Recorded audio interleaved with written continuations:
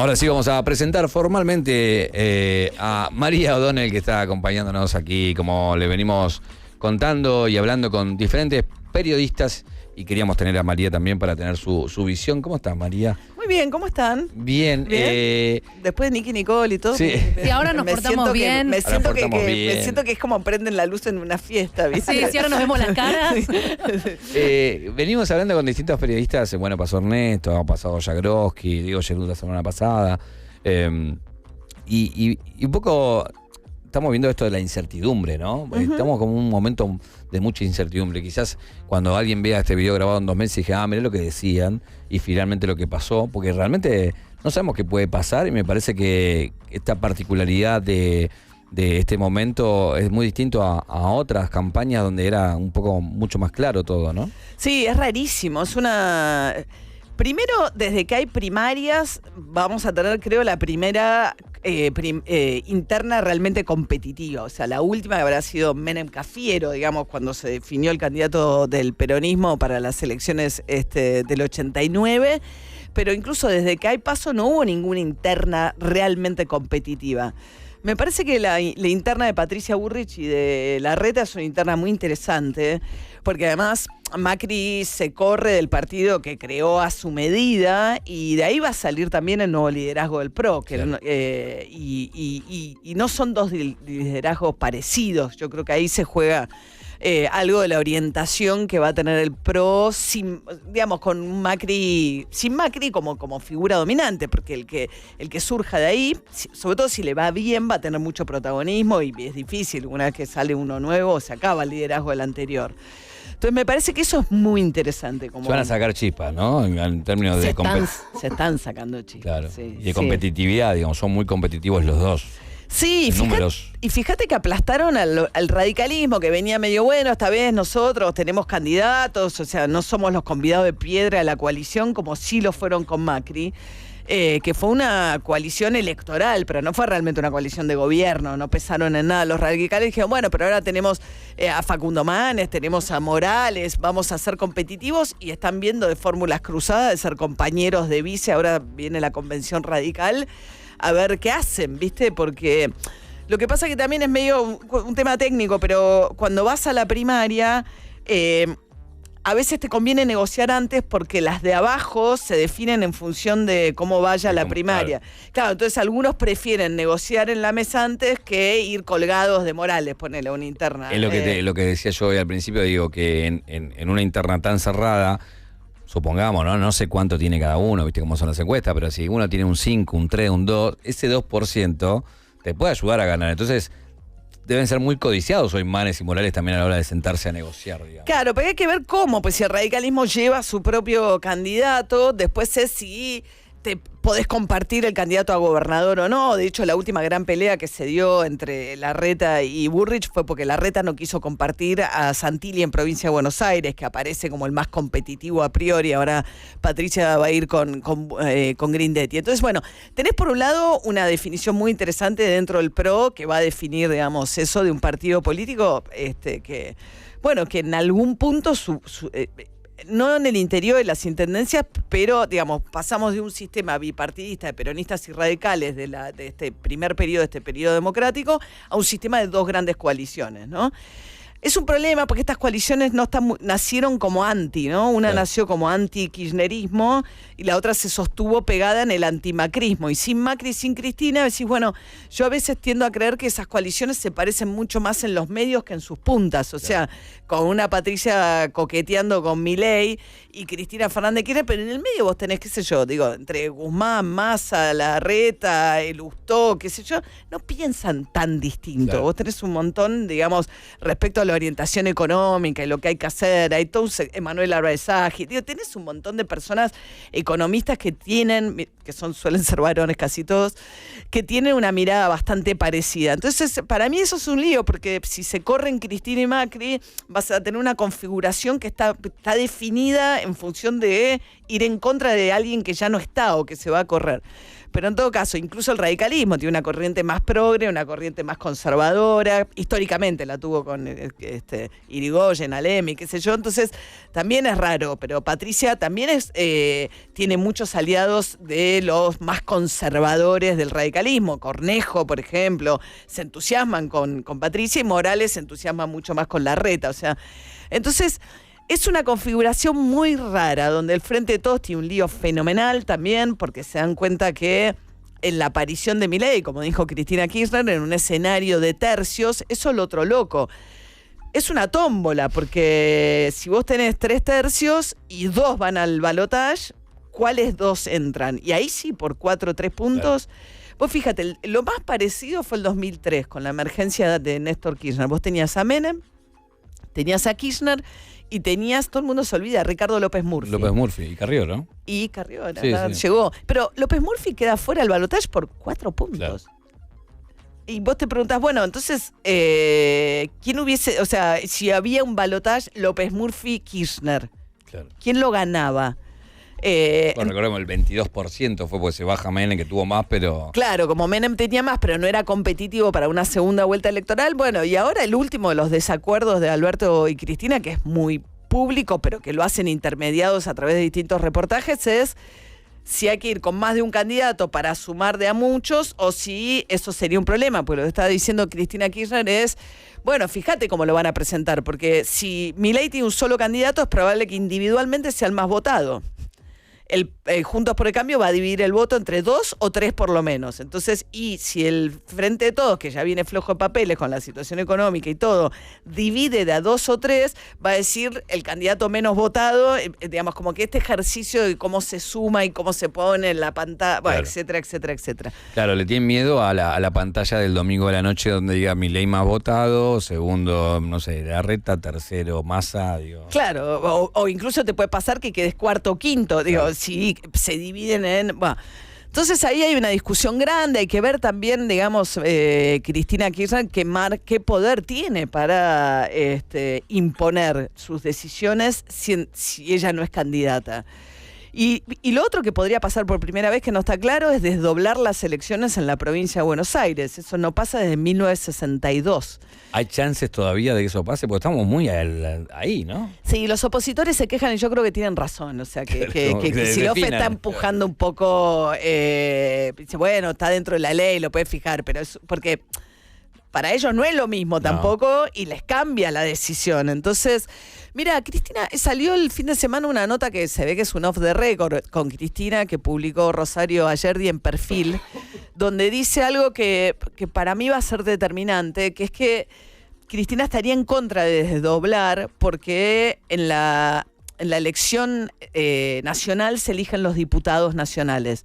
Entonces, si vos quedás debilitado para la elección nacional, no fuerza en el Congreso, te faltan diputados. Claro. Entonces, lo que pasa es que a su vez tampoco quieren sacrificar a Kicillof, porque Kicillof tiene primera vuelta electoral. Y como no tiene balotaje, él tiene que apostar todo a la primera. Claro. Entonces, bueno, tiene un lío bárbaro, la verdad. Y falta menos de un mes, porque la presentación de las candidaturas es el 24 de junio máximo. Claro. Entonces entramos como en un momento de muchas definiciones, con mucha incertidumbre. Ahora, te pregunto en cuanto a Frente de Todos.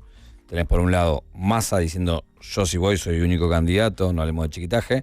Tenés por otro lado Guado de Pedro que lo están posicionando, Graboy que se mete también. ¿Hay posibilidades para otro que no esté en el tablero? Bueno, Scioli ha dicho, ¿viste? Scioli tiene alto conocimiento público, lo cual es una ventaja que Guado no tiene, claro, digamos. Está Rossi, que dijo que va a jugar también Agustín Rossi, pero Rossi es un jugador más de equipo, si le dicen bajate, ¿viste? Claro, yo creo que Massa, si no es en acuerdo con Cristina Kirchner, no va a ir, justamente, porque él está... Pero además, el kirchnerismo está advirtiendo que si, digamos, que una de las formas de llegar a algo competitivos es que la situación económica aguante, por lo menos. Claro. Y sacar a Massa al Ministerio de Economía es un problema, porque tendrías que... Es difícil encontrar una figura con como... fuerza política dentro del Frente de Todos como para que lleve la situación adelante. Así que las chances de Massa, más allá del 8,4 de inflación, que no es un detalle menor, No sé qué va a pasar ahí. Pero a la vez, qué sé yo, viste, Cristina Kirchner dijo, bueno, el momento de los hijos de la generación diezmada, dando a entender que es Guado Pedro. A mí me cuesta ver a todo el peronismo encolumnado detrás de un dirigente de la Cámpora, porque la Cámpora tampoco territorialmente ha mostrado. Axel sí, el único que construyó un caudal electoral propio, el que mejor... Pero vos decís que la Cámpora no tiene territorialmente, digo... Muy poco. ¿Sí? Y tiene... No estoy hablando de intendente, sino de base. Mira, pasó algo que es interesante. Para mí el otro día lo escribió Nathanson en un artículo muy interesante. El kirchnerismo perdió a la juventud. La juventud de ellos son de 40, 50, los Guado de Pedro, digamos. Ellos se enamoraron a la juventud de los de 40 y 50. Pero hoy la juventud no es kirchnerista. Es liberal. Si vos estás con la acuerdo con ese análisis. Es más, o sea, porque hay algo de defensivo, de decir nos vienen a sacar los derechos y qué sé yo, que es un poco la postura que hasta ahora encontraron como discurso del kirchnerismo, que no le habla a la generación nueva. Hay una cosa también, digo, esa cosa como anticlarín, antimedios, que tuvo, que era como una cosa de cierta rebeldía que logró, más la muerte de Néstor Kirchner, digamos, toda esa cosa de que el kirchnerismo encerraba cierta rebeldía. Bueno, hoy ya no está. Entonces, los jóvenes no están muy enganchados con eso. Hay que ver, porque otro elemento muy raro de esta elección es que es un electorado muy joven. Y hay 2 millones de chicos de entre 15 y 17 que pueden votar o quedarse en su casa. Y no es un número chico respecto de la incidencia que pueden llegar a tener. Sobre todo en los porcentajes que estamos hablando. Claro, y además no sabes si van a ir a votar o no van a ir a votar. Viste que los encuestadores dicen algo interesante que les está pasando cuando tratan de justificar sus yerros espantosos. Más allá de que ya no hay teléfono físico, entonces geolocalizar y saber a qué nivel socioeconómico pertenece esa persona, etcétera, se hace mucho más difícil. Por eso son eternos yo no sé si ustedes atendieron alguna... Por suerte no. Yo atiendo porque me interesa. Claro, pero diga de 1 a 5 nivel social, diga si terminó colegio primario, secundario. Bueno, es eterno hasta que empieza la pregunta de lo que te quieren preguntar. Necesitan hacerte 80 preguntas porque no saben dónde vivís. Porque entonces, ¿y eso es un teléfono de línea? A mí me llamaron al celular. Y me llamaron de línea también.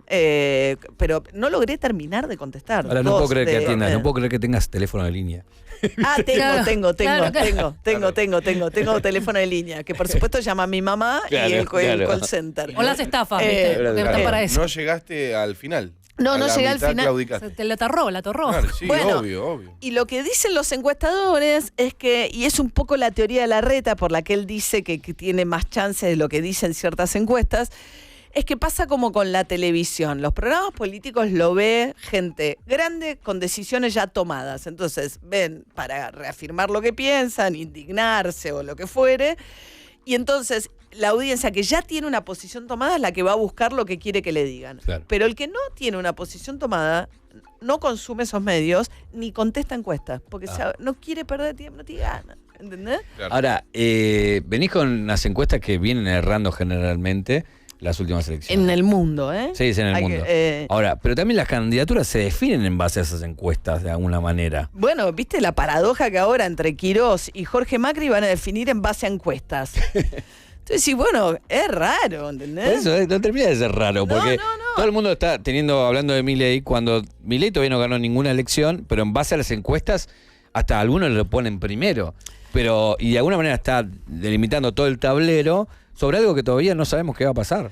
Sí, es cierto que le ha ido muy mal en las elecciones provinciales, es decir, que él no le transfiere el voto a nadie, pero también hay encuestas cualitativas y te hablan de, digamos, más o menos, primero cuando vos ves cómo votó, los votos que sacó en Capital cuando fue candidato, vos te das cuenta que no era un fenómeno de chicos ricos de zona norte solamente. No. Empezó siendo igual una cosa muy de pibes, varones, populares con urbano, digamos. Después se lo asoció mucho, es un señor de universidad privada, etcétera, medio excéntrico, bastante.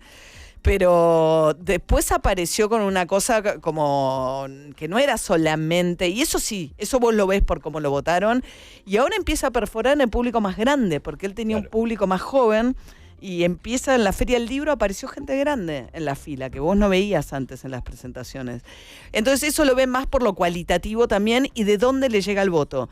Antes le llegaba muy definitivamente de Juntos por el Cambio y ahora ves por ahí de gente que votó al Frente de Todos o que viene del peronismo. Eso no termina de ser raro, pero bueno, muchas veces se habla de esta gente que está muy interesada en la política y que sigue el día a día, que quizás son muchos de ustedes, pero hay un montón de gente que no sigue ni tiene el mismo interés y le puede dar lo mismo uno que otro, por más que a uno se le paren los pelos, pero te puede votar a un Milei como a un Cristina sin ruborizarse, digamos. Claro, pero vos imaginate si hay un Milei Larreta, ¿qué hacen los Kirchner? O sea, van a tener que ir a votar. Claro. Vamos a tener que ir igual. ¿Entendés? Sí, sí. O no, pero y la otra cosa que es interesante, no hay mucho antecedente que ese comportamiento sea así, pero uno podría querer, si el Frente de Todos tiene un solo candidato y Milei tiene un solo candidato, uno siendo votante de alguno de esos dos, podría querer ir a la interna de Juntos por el Cambio a incidir en ese resultado sin que necesariamente tengas una decisión tomada respecto a de votarlo después, o al revés, digamos, como una especie de voto estratega. Claro. Se da poco, es como el cortar boleta, claro. No se da mucho.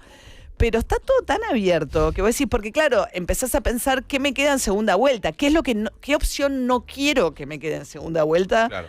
O sea, bajo ninguna circunstancia, ¿entendés? Entonces, es difícil, es realmente muy incierto y en un contexto económico muy difícil, digamos, también. Entonces es como... Y de dos fracasos, ¿viste? Porque pasa, lo de Macri es muy corto en el tiempo, no es que te olvidaste. O sea... No, hace 4 años fue. Hace 4 años, no es que pasó un montón y... Ahora, sí va a pasar eso, creo que las PASO van a dejar algo claro y después vas a votar en función de eso que deja en claro las PASO. Digo, me parece que muchos se van a mover en función de eso, ¿no? Bueno, eso es un poco lo que dice Cristina Kirchner en realidad, ¿no? Como el análisis que hace ella. Dice, o sea, las PASO juegan mucho la dinámica de lo que viene después. Y en parte, pues, en esta sí, porque digo, hay como un filtro que hay que hacer en 2 etapas donde las PASO son como la primera. Claro. Van a funcionar como una primera vuelta de alguna manera, de una gran encuesta, pero bueno, no, porque resuelven. Se decía gran encuesta cuando no resolvían nada. Acá hay algunas peleas muy importantes que van a quedar dirimidas a partir de las PASO. ¿Te dejó algo en claro la entrevista con Cristina? Bueno, me interesó, pero porque me interesa a mí, me interesó la génesis de la pelea con Alberto Fernández, donde ella deja entrever que se pudre todo antes de la jura. De arrancar. Antes de arrancar, es extraordinario. Sí, tremendo. Es tremendo. No duró nada.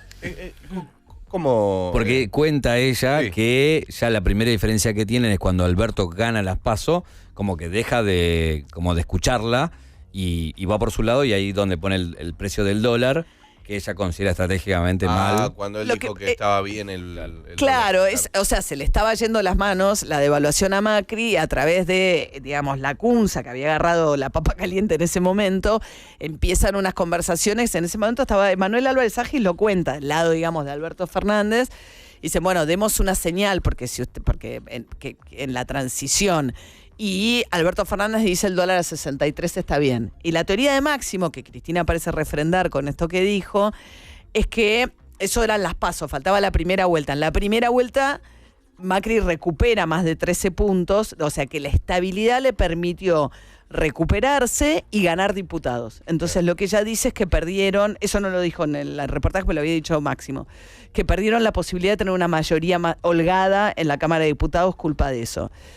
Bueno, o sea, ya imagínate, a partir de ahí ya ella dice que ya estaba roto. Y bueno, y ella dice que la campaña se manejaba de una manera antes de las PASO, con reuniones en Patria, y que después de eso cambió la campaña y por eso también perdieron. Hubo un cambio también en el equipo de comunicación, porque Cristina Kirchner lo odiaba al vocero a Biondi, que después lo hizo echar, pero hubo un cambio. Entonces, bueno, me interesó eso, me di cuenta, o sea, es una cosa que no funcionó desde el día 1. Después Alberto Fernández el fin de semana dijo, bueno, me sugirió ciertas cosas que yo no quise hacer y eso generó ruido. Se pelearon mucho por la cuestión judicial también, muchísimo respecto de qué hacer, y al final ninguno de los dos pudo hacer nada que lo dejara conforme. Después, evidentemente, uno se pregunta por qué no es candidata y ella alterna, ¿no?, entre distintos argumentos respecto de la proscripción judicial, que es una espada de Damocles para ella, efectivamente. Y apareció la cuestión personal, ¿no? También claro. Esta cosa donde cuando ella habla del atentado y que siente que tiene todavía una responsabilidad con Florencia y de la enfermedad de Florencia. Bueno, eso se decía en su momento cuando no se presenta y va Alberto, que lo de Florencia era muy, ¿no?, muy importante, ¿no? Sí, yo creo que ahí lo que jugó es la necesidad de... Vos pensás que sin Alberto no había masa dentro de la... Entonces, claro. digamos, esa fue una movida muy inteligente. Porque al incorporar a Alberto Fernández permitió que Massa, que había sido otro acérrimo crítico de Cristina Kirchner, se incorporara también. Entonces, si ella no hacía ese gesto, no había unidad. Y era finito. Entonces, ahí sí. Yo creo que era eso. Quizás esto también después apareció, pero lo de Florencia me parece que ella lo pone arriba de la mesa y ahí es más en línea con algunas veces que ella dice yo ya di todo.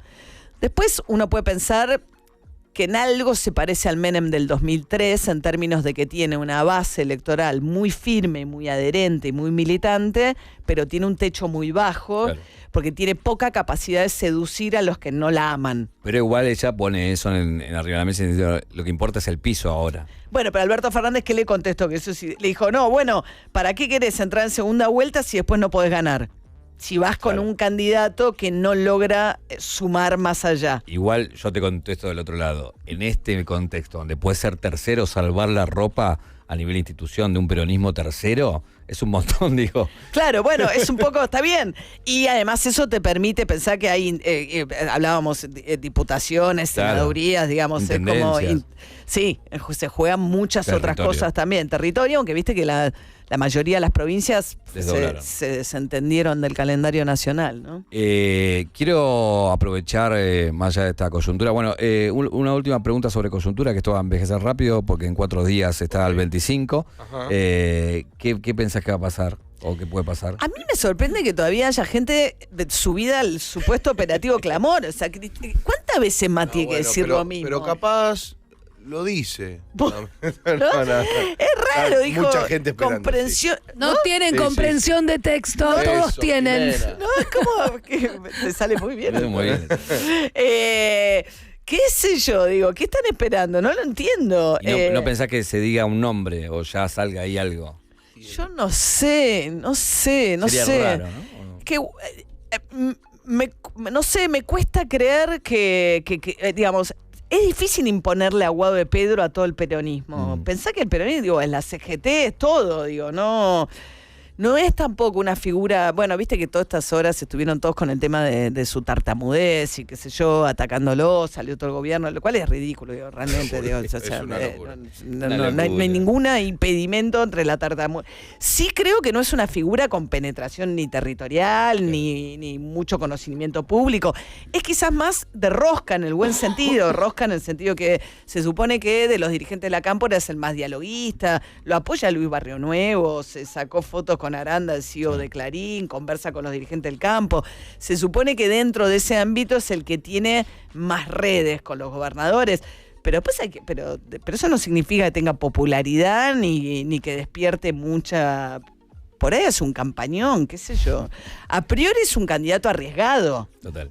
Sobre todo para dejarlo solo. ¿No? No, es que justamente creo que lo primero que tiene que tener un candidato es ser conocido.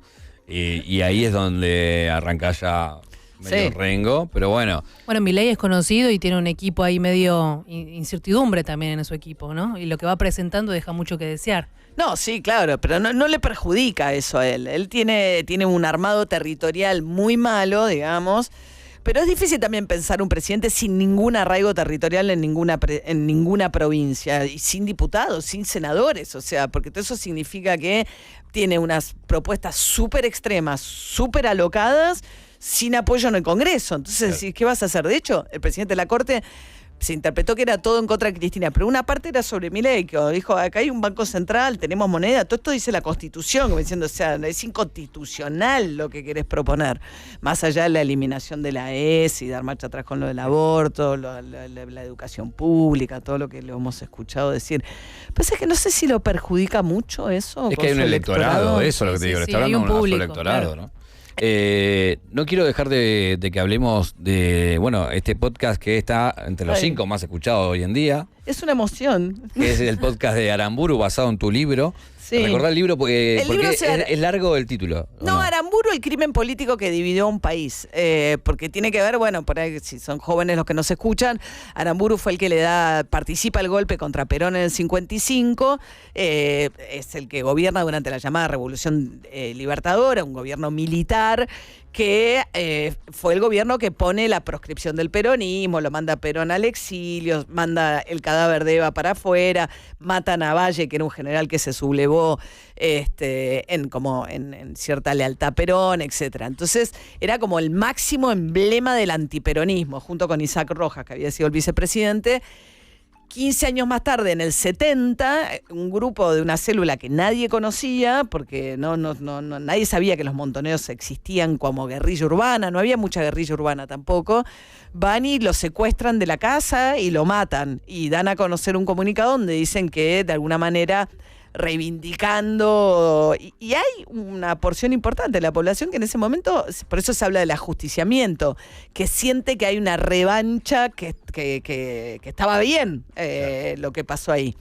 Entonces, y eso además le dio muchísima popularidad a Montoneros, se volvió de la noche a la mañana una organización guerrillera muy popular. Después ni hablar con Cámpora, digamos, tiene su momento de auge con Cámpora en el 73, pero no sé, bueno. No, a lo que quería... Yo porque digo, que a veces pienso, los que están escuchando a Aramburu, qué sé yo. Está bien, es el contexto.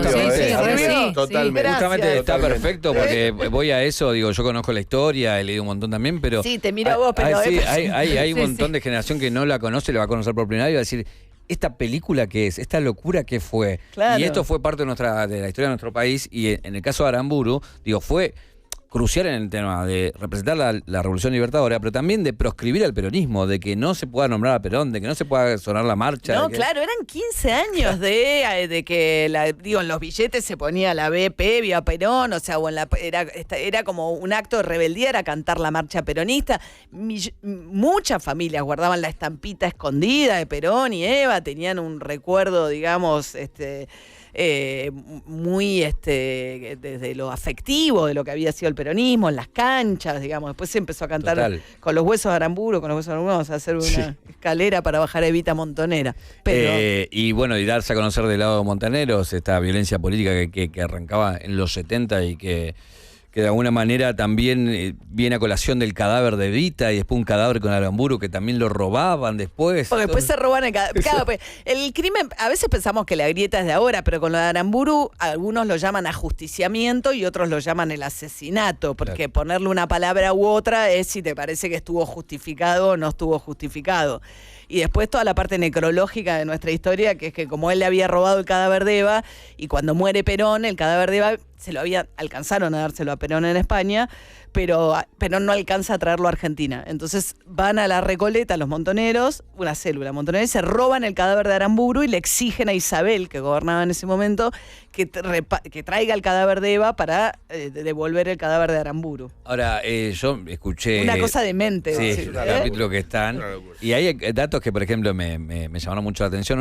Uno chiquito, pues no es spoiler, porque escúchenlo, pues justamente en todo lo que cuenta hay mucha data, de que Aramburu llega a hablar con Perón después de todo esto, que tenían contacto. Porque en el 70 ya era en el 70 había otra dictadura, digamos, que era la de Onganía, que era un militar que fue el que hizo la noche de los bastones largos, digamos, un tipo que fue intervino en las universidades y qué sé yo, y se proponía una dictadura mucho más sin plazos y demás. Y en ese contexto, Aramburu ya había hecho, había hecho como un giro, había sido candidato por un partido conservador y él creía que era imposible gobernar Argentina con el peronismo prohibido, que había que buscar lo que después hace Lanuse.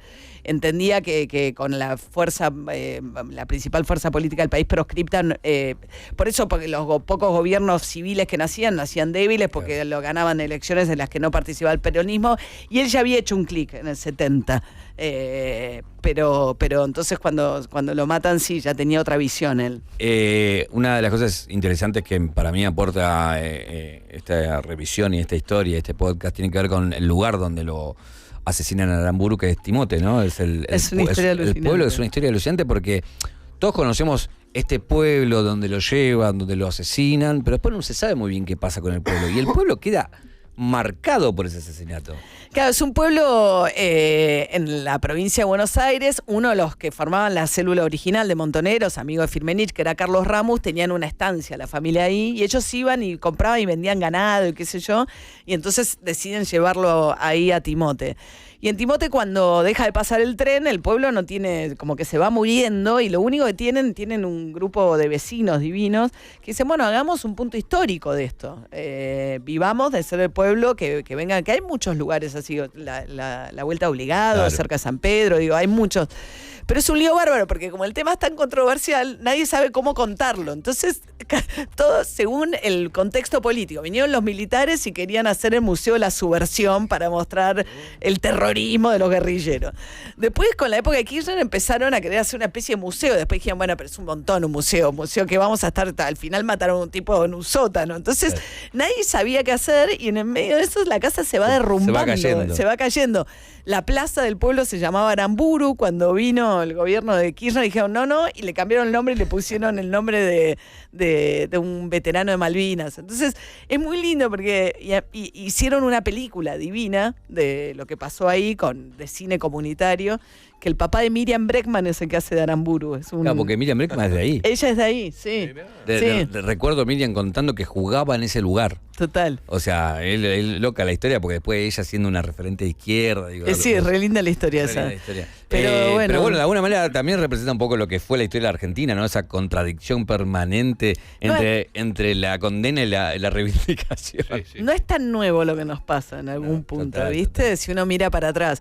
Pero bueno, gracias. Lo del podcast fue una experiencia divina. La verdad, hizo Sole Vallejos el guión, pero hubo mucha producción porque fueron y recrearon de vuelta las entrevistas, entonces todo está generado. La música es de un director de orquesta joven muy copado que labura en el Colón, que es el mismo que laburó con Fito Páez y con... Sí, se nota un re laburo ahí. Sí, y Álvaro Ruffinieri hizo la producción general. Re lindo, la verdad.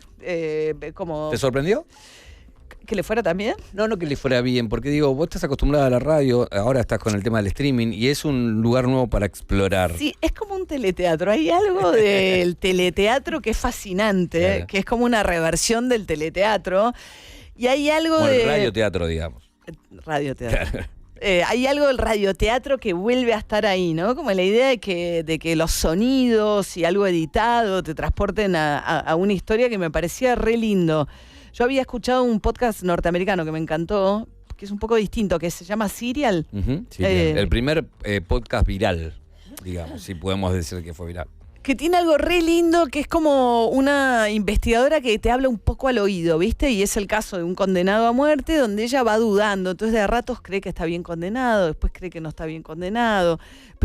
Entonces, como ese ida y vuelta de ella y meterte en la cabeza y a partir de ahí me empecé a enganchar. Mis hijas escuchan mucho podcast. No sé por qué la nueva generación también escucha podcast, ¿no? Mucho. Se escucha mucho. Están estudiando con un podcast de fondo. Claro. Y me enganché, me gustó muchísimo. Me parece lástima, es difícil de financiar. Ese es el problema del podcast.